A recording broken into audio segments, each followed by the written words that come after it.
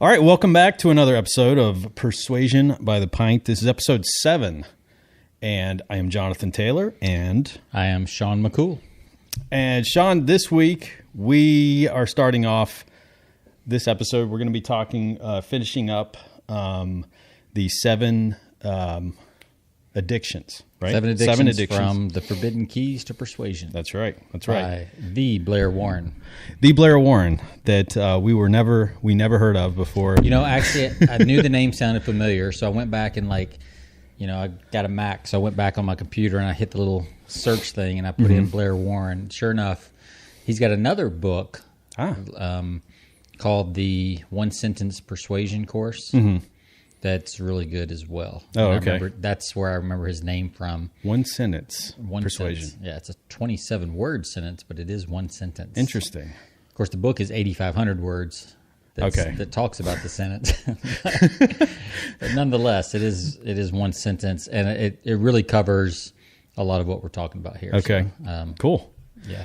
Well, check it out. And again, we're providing links below on the report that we're talking about, which is the Forbidden Keys to Persuasion Lesson Manual. I think on our last episode we added the links to it. You can find it. Really good stuff. We've gotten into it. Before we begin, though, we're going to discuss our beer of the week, which is Dragon's Milk. It is a stout. It's a New Holland stout. It is a barrel, a whiskey. What is it? A bourbon barrel. Bourbon barrel, yeah.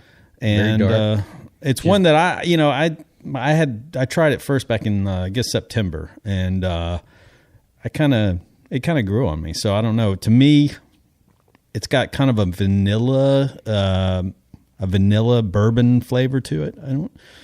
Not sure I think a lot of these stouts, they kind of got to sit out a little bit in the glass and get some air, and they tend to get better. With age? with the not too much age, like 10, 15 minutes. But yeah, definitely they air out and they taste better after the third or fourth sip. But yeah, I definitely taste some of that vanilla, like a lot of the bourbon ales that have the vanilla or the whatever in it. So Dragon's Milk. Dragon's Milk. Yesterday, when we're recording this, yesterday was Halloween. So that's, or maybe it's a Game of Thrones. I don't know. Whatever. Yeah, it's New Holland. They make. They're famous for a lot of beer. Tractors, right? Yeah, yeah. I think that's John Deere. Yeah, there is a New Holland tractor up where my wife's from. Oh, really? Pennsylvania. That's Pennsylvania. Okay, it's a big tractor company up there. I did not know that. Yeah. So, wow. Learn something every day. Is that? They're worldwide. Are these? Yeah, I think they're pretty big. Okay. Big company, more for like actual farmers, not pretend farmers. Oh, okay. That's how John Deere, I think, has gotten so popular. Is they make the mowers and the kind of the intermediate stuff. Sure. Obviously, real farmers use John Deere as well for the combines and all that. So I don't want to upset anyone. Yeah. But yeah, New Holland, they make all kinds of tractors and stuff. So. Well, we'll put a link to this particular brew that we're having. You can see it, Dragon's Milk. So if you're a big fan, if you like stouts, you'll probably like this. And if you're a bourbon drinker, you probably will like it, I'm sure. If you like Dungeons and Dragons, if you like if you like cool names like Dragon's Milk, then you might like it. Yeah. It's just cool to have it sitting out. Yeah, absolutely. What did you have for today? Dragon's Milk. Dragon's Milk. It was very tasty. So today, let's talk about, I tell you what, before we begin, why don't we review for our listeners who didn't catch last week's episode or the previous. Let's kind of review maybe the first 5 that we talked about last week or in the episode before that.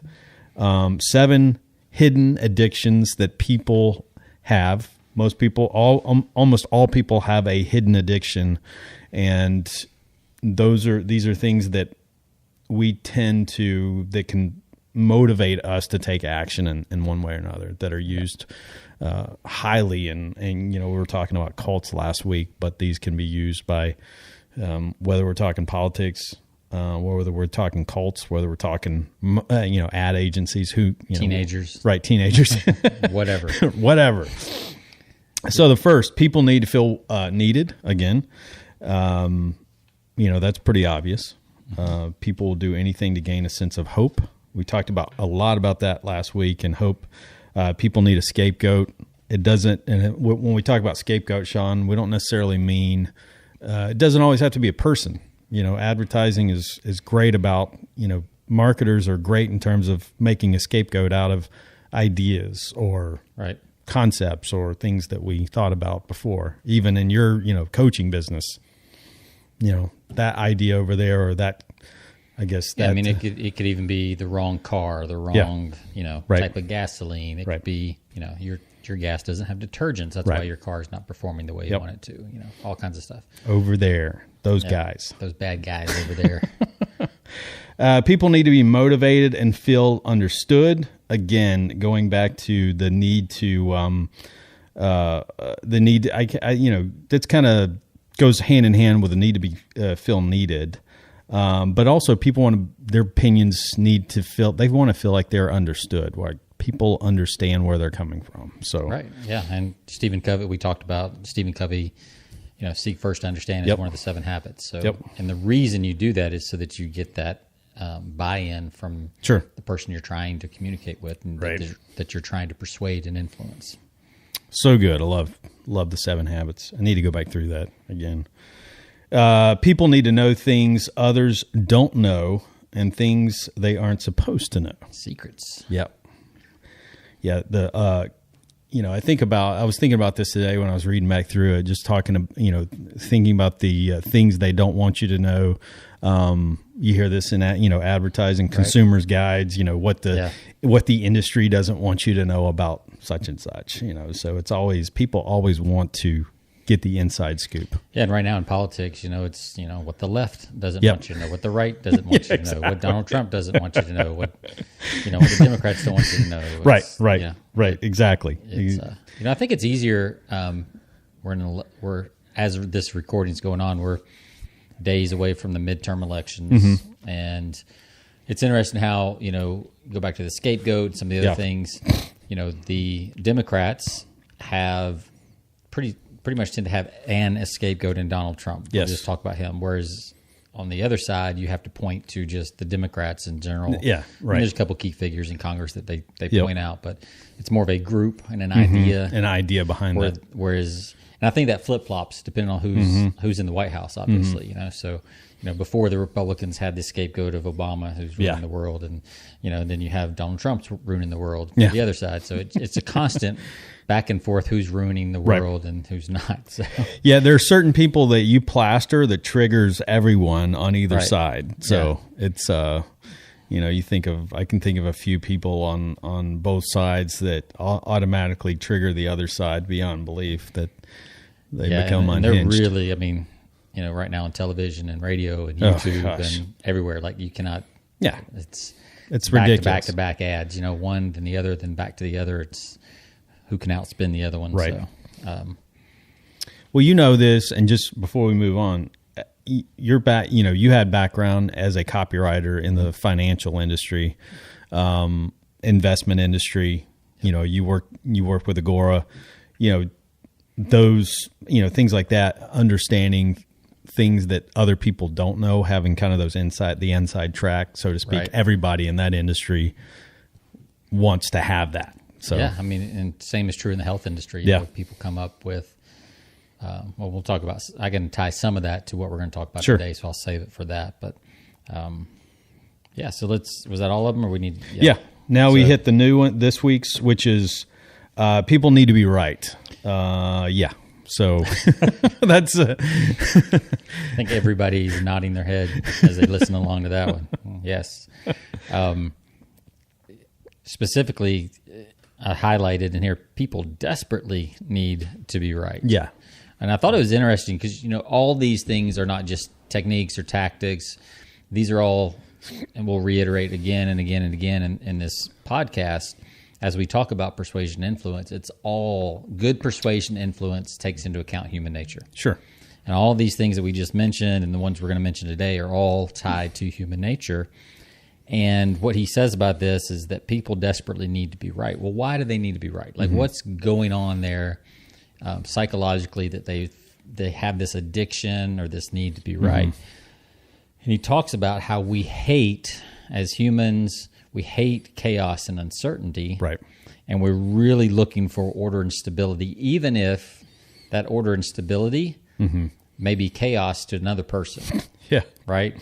If I grew up in so I work with a coach, and one thing she says is that because of the way our brains are wired for survival and they get used to certain things, that if you grow up, from 0 to 5 years old with someone hitting you with a hammer every day, sure, and then all of a sudden you get taken out of that environment and nobody's hitting you with a hammer, your brain will actually freak out because you've 100% proven that you can survive being beat with a hammer, even though it's not good for you, but because you lived and because you survived, your brain thinks that's the way to survive. Anything else is not yet proven, right? So anything we believe, we want to defend that, and we want it to be right. Yeah.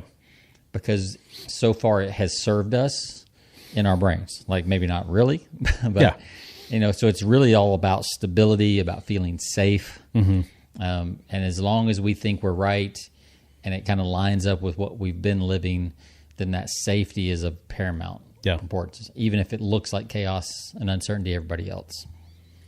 Kind of ties in with commitment and consistency, right? Absolutely. What we talked about. People want to feel like they're consistent. And when somebody tries to prove you wrong, then all hell breaks loose because, you've been proven, this paradigm that you've had for so long has suddenly been infiltrated by someone else who's trying to undermine, and you're saying, no, and I think there's some good examples, that he uses in the report, like the car inspection where somebody goes to have their car inspected and 2 or 3 other people argue with the inspector that said, but the one person out of that agrees, obviously, reassures reassures the person that, or this inspector, that his opinion matters. Right. And that, what he's saying has some legitimacy, and they'll get it fixed. But, people that argue against somebody, it's kind of like getting pulled over by a cop. I think, when I read that, my mind went to getting pulled over by a police officer for a speeding ticket. You don't do yourself any favor when you start arguing with a cop over the speed. Your best bet is to go along, say, you know what, you're right, officer. I've had more warnings given when I've agreed with them than when I've argued with them. Right. And you just admit, hey, I wasn't paying full attention, or I'm in a hurry. I'm trying to get home. It's been a long week, whatever. Yeah. Then they usually say, well, if you really want to get home, you'll slow down. Yeah. Like, okay, thanks.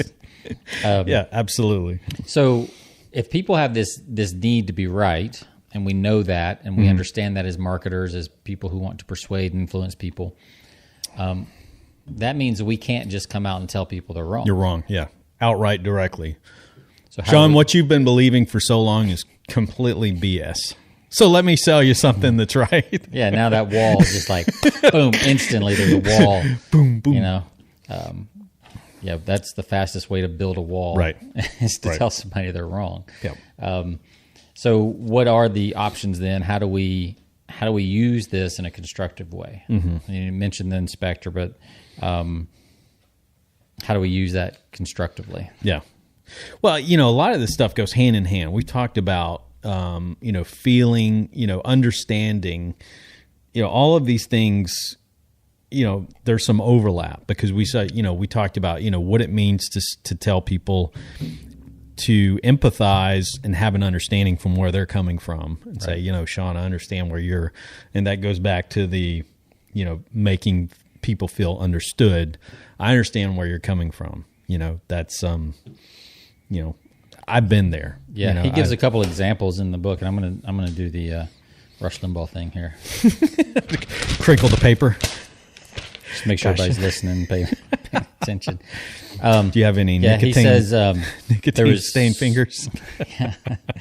There's 4 phrases that he used. He was talking about a talk show host who was getting berated. Yeah. Number 1 is your point is well taken. So somebody says something. they don't agree with you and you're about to present your side, right. and you say your point is well taken. Doesn't mean you agree with them. Doesn't mean just your point is well taken. Right. Another is I understand your position, which is what you just said. Yep. You bring up an important point. Yep. And then I'm glad you asked this question. Yeah. So you kind of minimize that wall shooting up, and you let people be right, which is makes them feel safe, makes them feel like they're not going to be attacked. Then you have a chance to start to tell your story and tell your thing. You still have to be very conscious of how you roll that out, but to start with a phrase like that, doesn't have to be those exact phrases, but something like that is, the old classic feel, felt, found, right, is the same kind of thing. So, yep. So definitely people need to feel right. And in order to have that conversation and to change that point of view, you are going to have to at first appear to agree with them. Yeah. Just to get the playing field back to even. Yeah. This is not really about manipulation. I've said for a long, long time that I think, the techniques and the human nature that we're studying, you have to know how to do this stuff just to get back to even, because people are so skeptical. Yeah. So it's especially if you're being in sales and outside B2B sales for a long time. You have to, people, there's certain decision makers within organizations whose whole, they put their stock, their own value and their importance on their job and their position. And if you try to undermine that or go above them in the sales process, which I've learned a long time ago in that process, in being in sales in my early days, that if you jump the gun, which, a lot of people think, you go to the decision maker. Well, in doing that, sometimes you can undermine or you can overlook people that get their feelings hurt because you've not validated them along the process.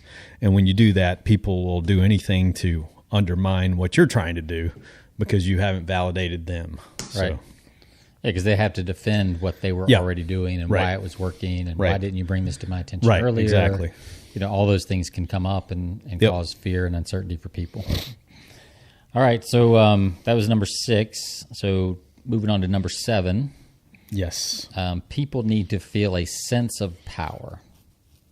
So we actually talked about this one when we talked about the book Instant Influence. Yeah. I don't remember which episode that was. 4, I think. And the 7th step is to let people make the final choice. Yeah. And that's really what he ends up talking about here in this hidden addiction is people need to feel a sense of power. So they need to feel like they're in control. Sure. And so it kind of goes along with, everything else we've talked about, being right, consistency, all these other things. But that sense of power to give people that. And now one thing he talks about in here is you can narrow that. Yeah. So that you're giving them a choice between 2 or 3 or 4 things. And that's a good example of how this principle, we've talked about principles versus techniques and tactics. That's one way that, like in car dealerships or, a lot of hard old school closing techniques, they've taken a good principle and made it a ugly tactic by saying, would you, get down to the car, it's like, will you take the red or the green car? Right. And it's like the either or close is what it's called. Right, yeah. You give them one of 2 choices and kind of pigeonhole them and force them. But that's not really giving people power or choice. No. So what are some good examples that you've seen that work well as far as how to give power? If there's anything else you want to add to that? Yeah, you see a lot in marketing today. You go to... I think about when you go to most closing or sales pages online, if you're buying maybe a membership, a membership program or something like that, they tend to give you options. They tend to say, here's our elite level, if you want to be part of the elite, here's a middle ground and here's the lower tier, right. you tend to see three options. Some go two, but for the most part in marketing, you want to look at three. Most people tend to gravitate towards that middle ground, but a lot of people were targeting the more of the elite level. And the way that's marketed is that you have the option, you have the power, Sean. But if you really want to join the elite, yeah. Well, I used to use this in sales, and I didn't even realize that this is what I was doing. I just knew that this is what worked. Yeah. Right. So right. When I used to sell long-term care, and I would sell in-home to people, my sales manager always taught us, show he would call it a Volkswagen, sure, Cadillac, and whatever plan, right? And three of them. Yeah. And you put a really high and a really low, and you put a middle, hoping they'll choose the middle, knowing a few are always going to choose the cheapest, yep, and knowing a few are always going to choose the Cadillac because that's the type of person they are. But the majority are going to pick the one in the middle. Yeah. And I started adding a fourth where I would say, or you can do nothing at all. Yeah, that's good. Like you've made it this far, and there's a lot of risk and things like that. But, it may be something you need to talk about. Yeah. And while my closing percentages were lower, my stick rate in the office was the highest of anybody there. Right. Because what this does is when you give people back that sense of power, and he talks about this, is that he actually says, when we feel we have voluntarily chosen to do a given thing, our level of commitment is dramatically increased and is much more resistant to change. Yeah. So by giving that power back, which is what it talks about in instant influence, ultimately the choice is yours. Yeah. Just like listening to this podcast, you can keep listening, or you can press stop and pause at any time. And move on. It's why people like Netflix, is because they don't have to. They're not forced into someone else's schedule. Right. They can be on their own schedule, and it gives people that sense of power that they've been craving. That traditional. It's almost like in giving them that option. It's like when you give people the the guarantee at the end of a purchase. That they feel like when they've made that purchase, they're not locked into it. Although very few people, studies show most people don't act on returns. A very small percentage do. But I think when you add that into your marketing, it's giving them the power to know that if they don't like a certain product, they can give that back and feel like, I've got the power to return this. But they never do because they know. They know in the back of their mind. That's a great observation. I've never thought of a guarantee like that, but it is kind of reserving, putting up on a shelf their power to choose or reverse their decision. Right. And like you said, most people won't. Yeah. And a lot of marketers and but they're comfortable in knowing. Right. Just knowing that it's in my back pocket. If I need to change my mind, I can. Yeah. That's a great point. I'll tell you a way that I saw that I kind of thought of while I was reading this. Of a bad way, and a way that a lot of marketers, and I see this all the time, it drives me crazy online, where people use this, or they're ignoring this fact about human nature, I guess is a better way to say it. When you go on a website and you're there for a few minutes or a few seconds, depending on the site, and the window pops up for your, whether it's a coupon, whether it's your opt-in for an email. And then it has the blanks, and it has the big button, and then underneath it has a text hyperlink.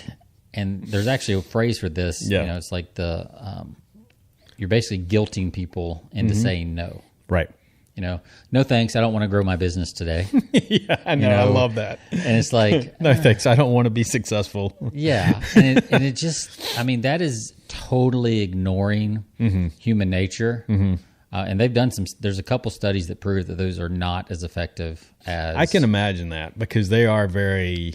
It's not a huge difference, but there is enough, especially if you're doing higher volume. It's almost like a slap in the face, I think Thrive Themes did a study, did a split test on their stuff, and the guilt link did not do as well, which makes sense. Yeah. And even if it did work as well, it just... Yeah, it doesn't leave a good taste in your mouth. No, it doesn't because you almost feel like you're most people kind of know what they're doing. Consumers are smart enough to see, it's a guilt, like you say, it's it's kind of a guilt manipulation thing. That it goes back to number 6. You're making them wrong. Yeah. By wanting to not sign up right at this time, right? Right. So you're taking away their power. Mm-hmm. And so really, to me, what it should say is, no thanks. I'm not ready to give my email yet. I'd like to continue looking around the site. Absolutely. Because that's what 95 or 99% of the people do, right? Sure. Usually the box just pops up too soon. Right. Or you're just not ready. You don't know the person. You're still in the middle of a blog post or whatever. So, just make it. And I think that instills, for me, that would, if a marketer did that, I would feel a lot better about, I feel like they would be confident. Mm-hmm. Like there would be a confidence in that. Yeah. Hey, look, hey, if you're not ready for this, click this link, the window will close, and you can continue looking around the site. Absolutely. Or even redirect to, hey, not find what you're looking for, check out our FAQ section. Absolutely. Redirect them instead of just giving them a yes or no. Yeah. So, continue to still give value there, but not treat them like they're, because we talk about, copyright in copy. One of the first things we were told is that copywriting is salesmanship in print. Absolutely. I mean, can you imagine doing that at a table, like across the table from one of your clients? Yeah. It's like, hey, are you ready to go ahead and place this order? And they're like, and you give them like 2 options. One is, no, I don't want to grow my business. I mean, they kick you out of the office. Absolutely. If you said that to them. They'd say, and I know there's some hardcore closer type people that would do that. Mm-hmm. Reminds me of it. But to me, what it does also, if they make that decision, it builds resentment on that. And consistency too. Yeah. Right? Because now they got to be consistent that they said no. Right. And that they don't want to build their business or do whatever. Right. It reminds me, some of these closing techniques and things like that. When I was selling financial services back in Texas, before I even got into copywriting, there was one guy in the office, old school guy. I don't even know if he's still alive, but he was an old school sales guy, in-home, hard sell. And his favorite close, and I saw him do this, and I was so uncomfortable. Like if somebody said, "No, we need to sleep on it. We need to think about it. We'll talk about it tonight. We'll get back to you." Yeah. He's like, "All right." He'd literally kick off his shoes. He'd get up from the kitchen table, walk over to the sofa, kick off his shoes, put his bag down, fluff a pillow, and lay down and said, "Well, I'll be here in the morning. You just let me know what y'all decide. I like my eggs over easy." And he called it the over easy close. Right.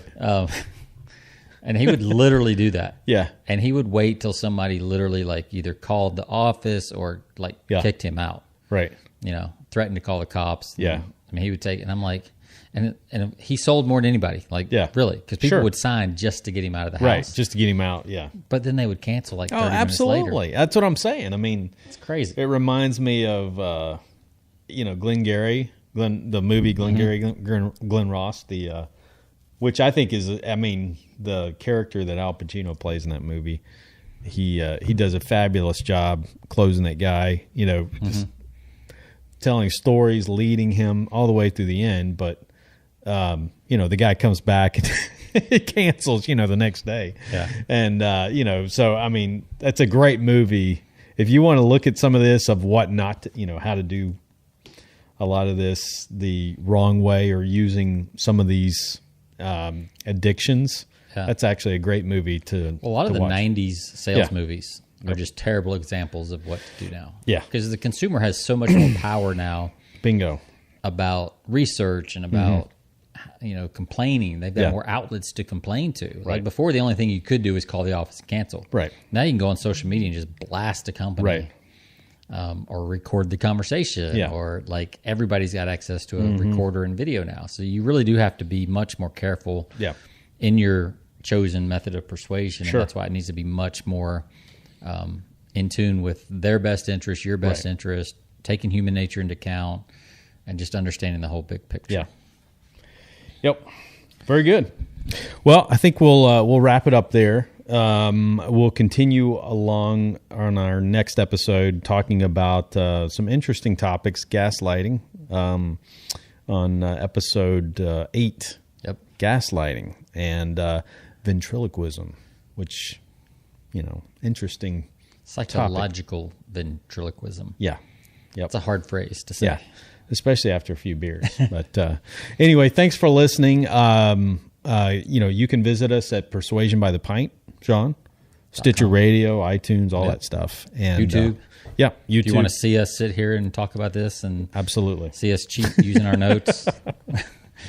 And if you want to, we'll have the link of the New Holland Dragon's Milk. You can check that out. We'll have a link to this report. And we also have a podcast report, right?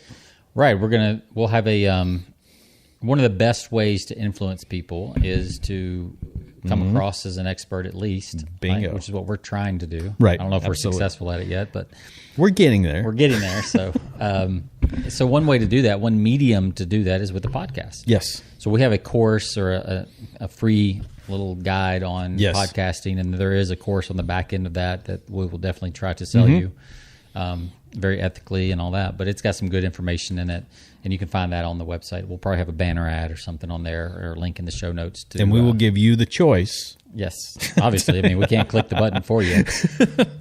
So, yeah. No, but it is good. And as someone who's, I've podcasted for a number of years, I do agree that it is a great medium for influence and in a non-direct way. So it's a great way. So anybody that's looking to start their own podcast, you don't have to have all the bells and whistles to start, but this is a great course to get started with. Yeah, it covers the more than the 20% that makes 80% of the difference. Yeah. The 80-20 principle. Right. It covers way more than the 20%. I mean, so there's more than enough to get you, well into 50, 60 episodes and start, finding out if this is a medium that would work for you. Absolutely. And if you just like talking about your topic, I mean, Bingo. It probably is. Yeah. So cool. That'll be on the site as well, persuasionbythepint.com. Awesome. Well, thanks for listening. And until next time, we'll see you on